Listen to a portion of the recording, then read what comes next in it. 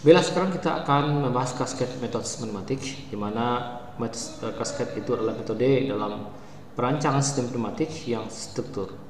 Di mana pneumatik itu setelah kita bahas juga adalah sebuah sistem yang menggunakan udara bertekanan sebagai media untuk menggerakkan sistem pada industri atau pabrik yang menggerakkan silinder ataupun motor udara. Di mana silinder bisa mempunyai sifat gerakan mendorong, menarik, mengangkat dan menurunkan, sedangkan pompa bisa memutarkan valve, memutarkan arah jarum jam atau arah jarum jam. Nah, materi ini biasanya digunakan untuk menyelesaikan persoalan yang tidak dapat diselesaikan secara metode intuitif, di mana cascade ini dengan sistem bergantian atau sistem shift registernya, dia dapat mengatasi sinyal bentrok atau overlapping dari sistem pneumatik yang kita rancang. Kita menggunakan pada pembahasan cascade method ini, kita gunakan sebuah software simulasi yaitu punyanya FluidSim Pesto untuk membantu dan memudahkan kita membahas dalam setiap permasalahan. Kemudian kelebihan dan kekurangan metode cascade pneumatik adalah kelebihan mampu mengatasi aliran udara yang bertabrakan atau trouble karena telah diatur menjadi shift register, sistem bergantian. Kemudian kedua, meningkatkan atau memperbaiki kedinamisan performance control logs karena kita telah atur sedemikian rupa. Kemudian sistem kerjanya struktur dan mudah dicek kesalahan dan kerusakan.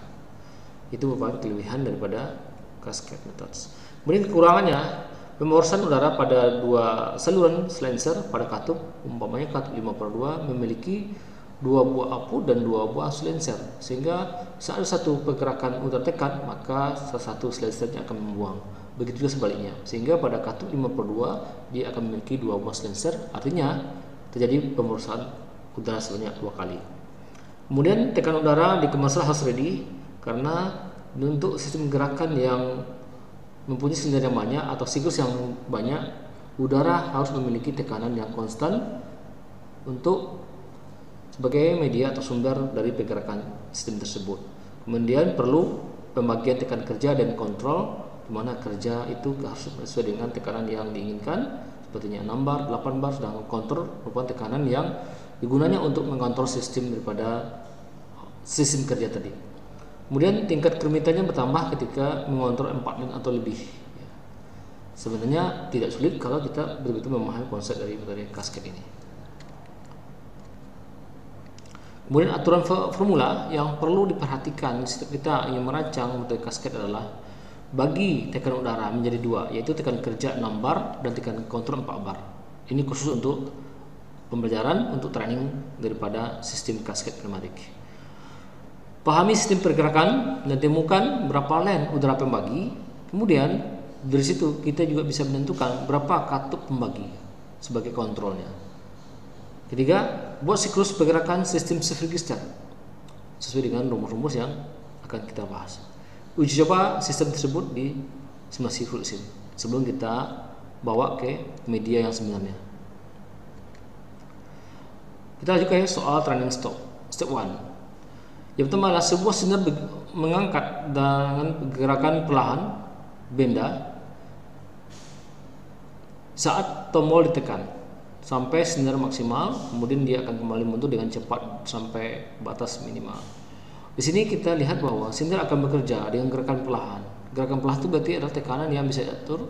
Kita menggunakan namanya one way flow control, sehingga silinder itu akan bergerak perlahan, diatur dengan menggunakan one way flow control atau katup ada satu arah. Kemudian sampai dia maksimal, kemudian dia mundur dengan cepat, berarti dia menggunakan sebuah kontrol pembuangan udara disebut dengan quick exhaust valve. Itu yang pertama. Yang kedua, sebuah mesin stamping bekerja jika ditekan tombol start, maka silinder pertama akan mendorong benda tersebut perlahan sampai batas maksimal, kemudian mundur seketika. Kemudian silinder kedua akan bergerak maju untuk menstempel benda kerja sampai batas silinder maksimal, kemudian mundur perlahan. Nah, di sini yang soal kedua memiliki dua buah silinder. Yang pertama silinder pendorong dan silinder stamping. Pendorong itu akan majunya perlahan karena benda yang didorongnya, kemudian mundur dengan cepat atau normal. Kemudian yang kedua untuk stamping, dia akan menstamping dengan tekanan cepat, maka dia akan menggunakan quick house valve dan kemudian mundur secara perlahan. Kita akan bahas tentang siklus ini. Di sini kita lihat soal pertama adalah sebuah silinder A, kita sebut dengan silinder A. A itu bergerak maju, kita disimbolkan dengan A maju, A plus, kemudian dia akan bergerak mundur atau A minus. Kita akan lihat bahwa silinder ini ada silinder yang sama, tapi dengan gerakannya yang kontinu. Contohnya A maju mundur, B maju B mundur. Nah di sini kita harus membagi dia menjadi dua lane. Nah ini lane pertama dan ini lane kedua. Nah sekarang lane pertama ini apa yang mengaktifkan lane pertama? Lane pertama ini diaktifkan itu oleh tombol push button atau tombol start, ditambah dengan posisi dia A mundur atau sebut dengan sensor minimal, atau kita sebut sini adalah sensor A0. Ini yang membuat lane pertama. Lane pertama itulah lane yang membagi udara pas memajukan A. Apa fungsi lane pertama itu? Adalah untuk memajukan A. Nah, kemudian jika A maju, yang akan aktif adalah sebuah sensor maksimal, kita sebut dengan sensor A1. Nah, fungsi A1 itu akan mengaktifkan lane kedua. Jadi A1 akan mengaktifkan lane kedua, sehingga lane kedua aktif.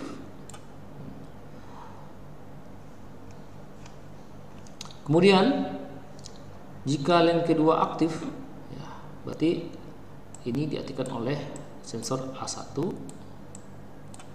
di mana sumber anginnya berasal dari lane pertama.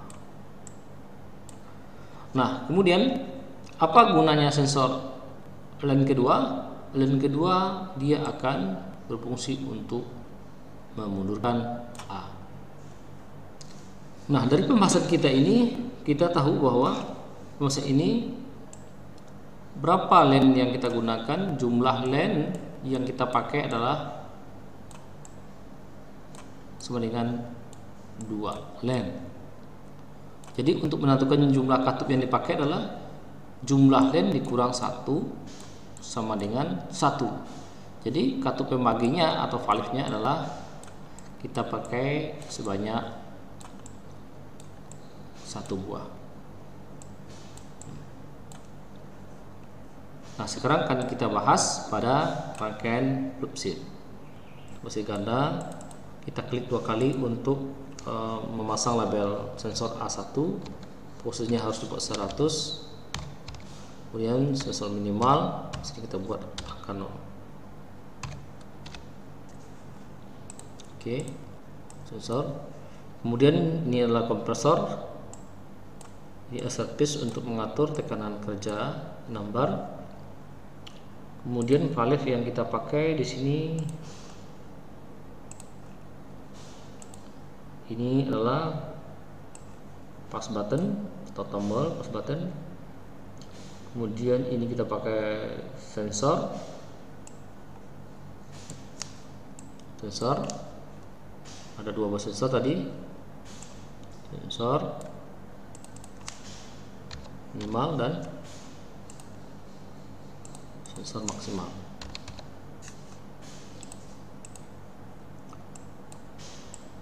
Kemudian yang perlu kita pakai lagi adalah itu one way flow control untuk memperlambat tekanan, kemudian adalah quick house untuk mempercepat. Nah, kemudian yang kita paling penting di sini kita gunakan adalah pneumatik aspirasi, itu valve, karena ini adalah katup ganda, kita gunakan katup 5/2. Ini 2 buah, 1 buah untuk mengatur pergerakan silinder, 1 buah lagi untuk mengatur kontrol. Karena di sini kita buat bahwa tadi butuh 1 valve yang gunanya untuk mengkontrol. Ini dia. Ini komponen yang kita gunakan untuk merancang sistem ini.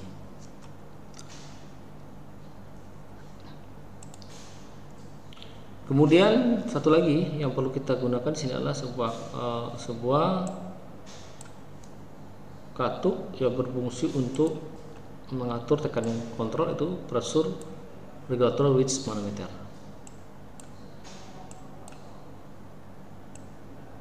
Ini kita pasang di sini untuk mengatur tekanan. Yang pertama yang membuat silinder aktif, tadi kita lihat bahwa adalah lem pertama ya. Kita akan kaji dulu lem pertama.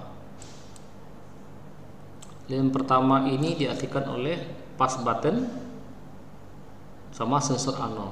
Maka di sini kita akan kumpulkan ini sensor A0 tadi, pas button sama A0 ya. Ini pas button sensor A0. Ini semuanya adalah 4 bar.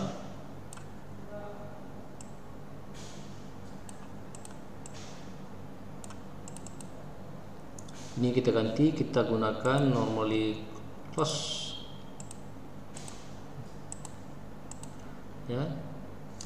Nah, A0 dia akan dihubungkan dengan lem pertama ya. Lem pertama ini adalah yang keluar pada angka 4 ya. Ini lem pertama dan ini lem kedua. Nah, maka ini kita hubungkan ke 14. Kenapa 14 di sini? Karena dia akan menghubungkan angka 1 dan angka 4. Angka satunya kita hubungkan 4 bar karena dia masih dalam kontrol.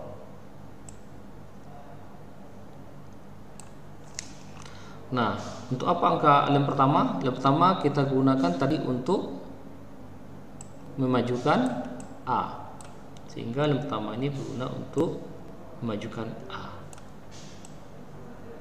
Memajukan A itu maksudnya adalah memajukan silinder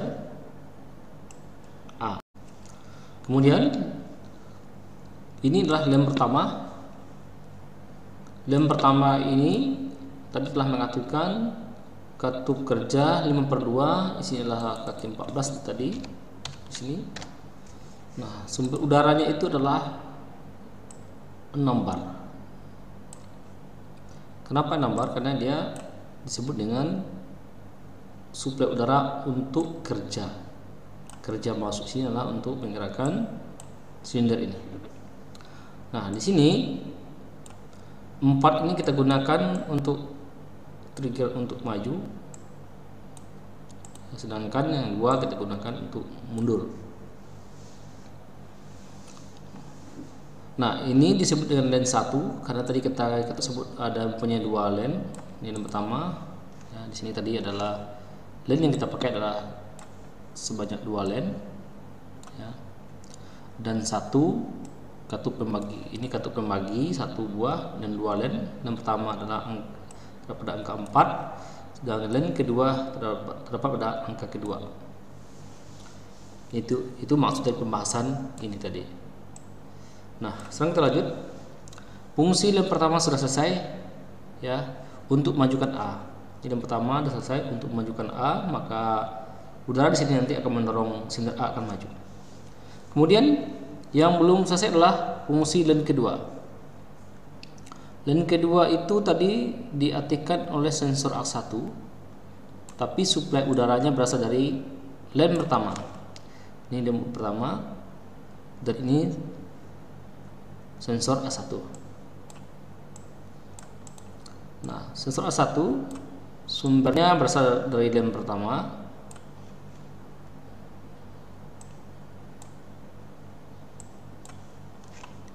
Kemudian A1 dan dia akan aktifkan lane kedua sehingga lane kedua aktif, dan fungsi lane kedua ini tadi adalah untuk memundurkan A, sehingga ini kita akan hubungkan A. Nah, sesuai dengan soal tadi di mana silinder bergerak perlahan karena benda didorong, kemudian dia mundur secara cepat. Maka untuk majunya itu perlahan, maka di sini kita akan pasang konsep pemasangan daripada one way flow control yang berfungsi sebagai memperlambat aliran. Di sini lihat bahwa standar nominal flow rate-nya ya, throttle-nya 45 liter per menit. Nah, sekarang ada dua sistem, materi in dan materi out. Materi in itulah mengatur menahan udara kerja yang masuk, sedang materi out adalah menahan udara buang. Pada kali ini kita akan buat materi out, di mana ini kita putuskan di saat dia maju, udara buang yang mengalir di depan silinder, mengalir kedua akan masuk ke silencer 3. Ini kita akan putarkan 270 derajat. Perhatikan di sini arah panahnya ke bawah, berarti udara tekan buang di sini akan mengalir kedua dan mengalir ketiga. Nah, kenapa dia bisa memperlambat? Karena udara yang mengalir ke sini masuk ke bypass akan terkunci oleh sebuah valve, sehingga dia akhirnya akan mengalir ke helix, ya, helix atau throttle, dan sini bisa diatur sehingga ada penyempitan saluran udara, sehingga dia tekanan yang keluar akan menjadi kecil, sehingga akan perlahan. Sedangkan untuk mundur dia sangat cepat, sehingga kita akan menggunakan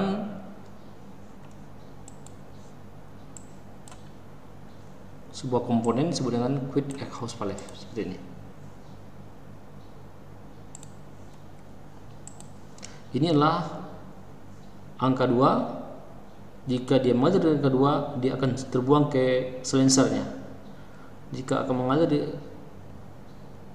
input pertama, balnya akan menutup silencer dan mengalir kedua. Sehingga di sini sifatnya adalah dia akan membuang udara buang secara maksimal. Untuk pemasangannya, setelah kita ketahui terminalnya, berarti dia akan memperbesar saluran untuk pembuangan udara, sehingga kalau dia mundur, pembuangan udaranya terdapat pada angka 4, maka kita akan pasang pada angka 4. Di sini 1 dan 2 adalah saluran bypass, saluran yang tanpa ada pengaturan, ya, saluran 2 ya. Nanti balnya akan terdorong ke kanan sehingga menutup silencer pembuangan. Tapi jika 2 akan mengalirkan udara ke kanan, maka udara buangnya semua akan keluar pada silencer yang besar, ukuran yang lebih besar bandingkan silencer yang ada pada angka 5 ya. Di angka 3 silencernya, sehingga berkurang penahan udara terhadap silinder yang mundur ya. Nah, sekarang kita simulasikan dengan cara tekan F9, lalu kita tekan start, dan ini bisa kita atur ya menjadi 4 bar. Sekarang kita tekan maju perlahan, mundur cepat. Berarti silindernya maju mendorong benda, kemudian dia kembali secara perlahan. Demikianlah pembahasan kita tentang soal pertama. Kita lanjutkan pada soal kedua. Pemasangan kedua adalah A, silinder A mendorong benda dengan cepat, dengan perlahan, kemudian dia mundur. Kemudian silinder B maju atau mendorong untuk stamping dengan cepat, kemudian mundur perlahan. Sehingga siklusnya adalah A maju, A mundur, B maju, dan B mundur. Nah, di sini kita lihat bahwa A maju, A mundur adalah continuum, B maju, B mundur continuum, sehingga di sini kita akan buat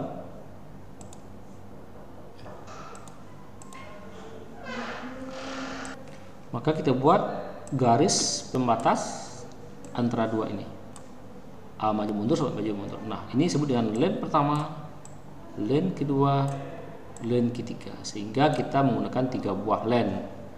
3 lane, kemudian 3 dikurang 1 adalah jumlah katup pembagi sama dengan 2, mempunyai 2 buah katup pembagi. Nah, apa yang menunjukkan A? A itulah pass button, sama sensor terakhir adalah posisi mundur.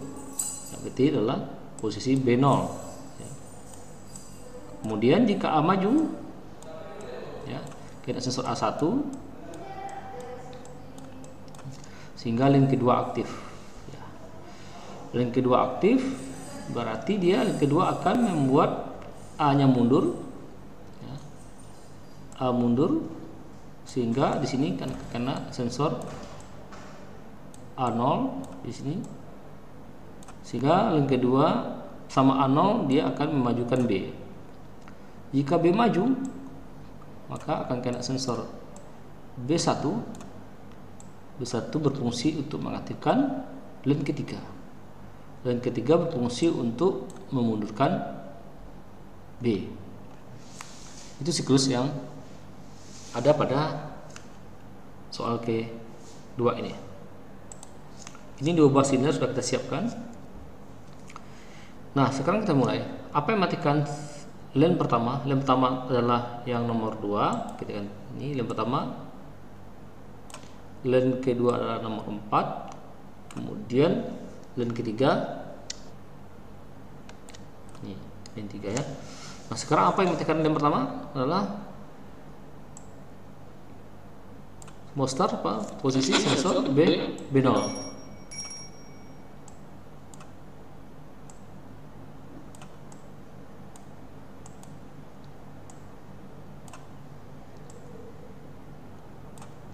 Ini kita hubungkan ke 4 bar, maka 4 masuk ke 1, maka aktiflah lane pertama berguna untuk memajukan silinder A. Inilah 6 bar tadi. Nah, kemudian lane 1 selesai berfungsi, kena sensor A1 karena dia A maju, kena sensor A1. A1 berfungsi untuk matikan lane kedua di sini. Tapi sumber udaranya berasal dari lane pertama. Ini sumber udara berasal dari lane pertama. Kemudian berfungsi untuk matikan lane kedua, sehingga aktif lane 2. Lane kedua gunakan untuk memundurkan A, sehingga A mundur, kena sensor. Kalau A mundur, kena sensor A0 ya. Ini sensor A0. A0 digunakan untuk memajukan B, sehingga sumbernya adalah pada lane kedua. Ini lane kedua tadi, ini A0. Ini sumbernya berada pada lane kedua dan gunanya untuk memajukan B. 14 memajukan B, sumbernya berasal dari 6 bar.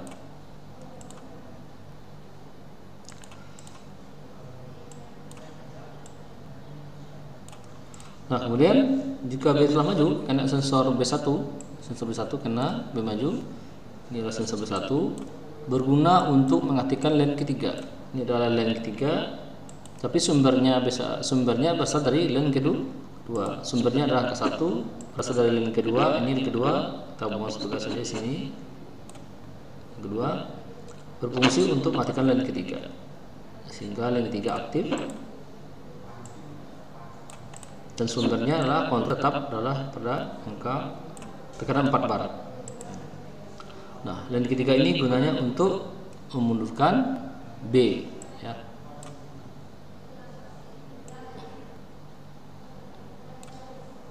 Sehingga B akan mundur. Tadi kita ketahui bahwa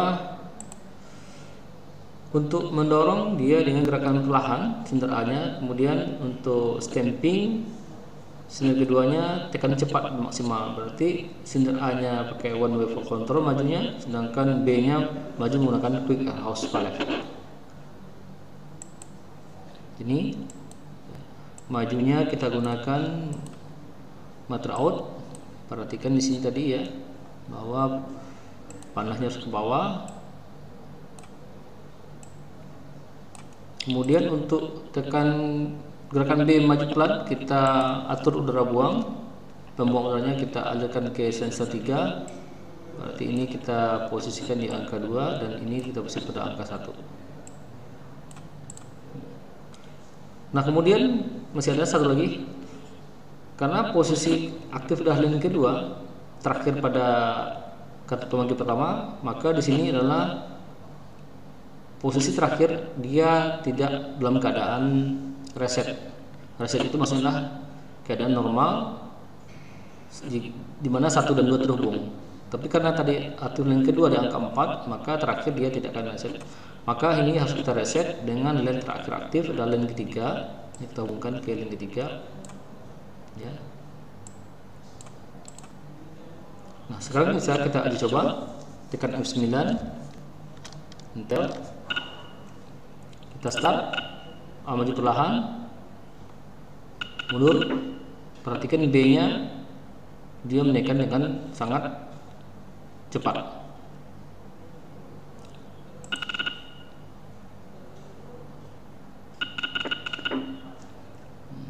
Tapi izinnya masih manual, bisa kita rubah menjadi sistem otomatis. Kita cek apakah resetnya sudah berfungsi dengan baik. Caranya adalah jika salah satu syarat untuk otomatis adalah jika ditekan start, maka mesinnya akan berfungsi dengan baik dan dia akan bekerja secara otomatis, siklus otomatis. Nah, berarti ini resetnya sudah benar. Maka kita akan menambah komponen. Yang pertama adalah satu buah kartu 5/2 sebagai kartu memori dan pas button untuk stop.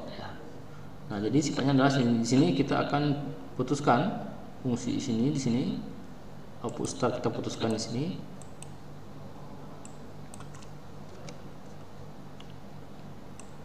Dia akan dihubungkan kita hubungkan ke kartu 5/2 yang kita gunakan sebagai kartu memori.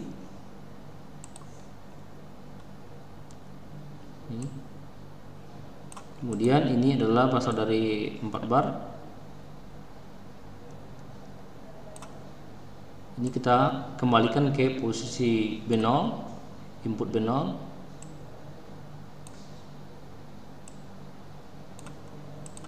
Duanya kita tutup.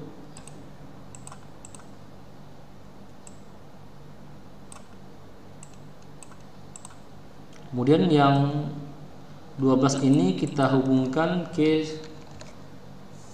stop ya. Kita hubungkan ke stop.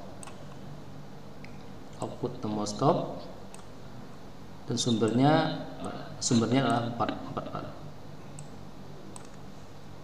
Sekarang kita simulasikan.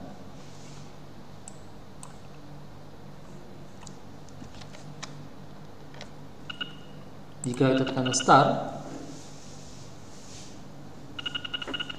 sistem ini akan bekerja secara otomatis terus menerus.